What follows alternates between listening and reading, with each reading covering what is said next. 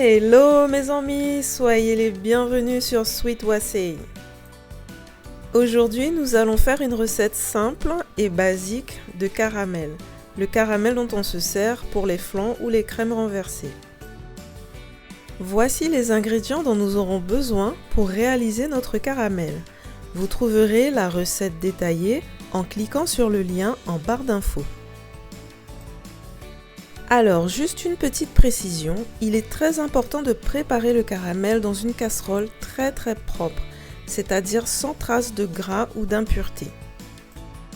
Je verse tout simplement mon eau sur mon sucre dans la casserole et je fais pivoter légèrement pour que l'eau puisse mouiller tout le sucre. Surtout, je ne remue pas avec une spatule ou une cuillère. Je porte le tout à ébullition et je surveille bien jusqu'à ce que mon caramel atteigne une couleur bien dorée.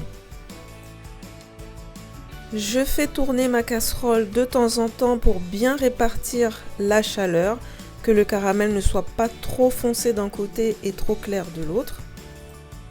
Je ne remue pas mon caramel avec une spatule ou autre chose, sinon ça risquerait de le faire cristalliser et il serait raté.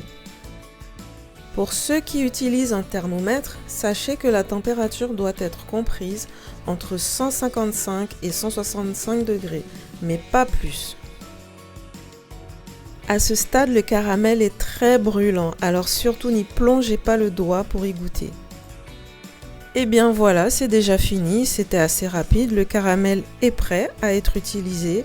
Vous pouvez le verser directement chaud dans les ramequins si vous faites des flans. Là, je ne vais pas l'utiliser tout de suite, donc je le verse dans un pot.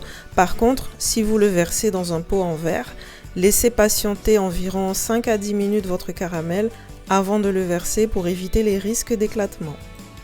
Il suffira ensuite de réchauffer doucement le caramel au bain-marie ou au micro-ondes en cas de besoin.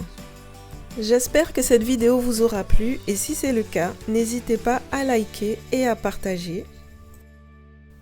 Et surtout, abonnez-vous pour encore plus de recettes. À bientôt!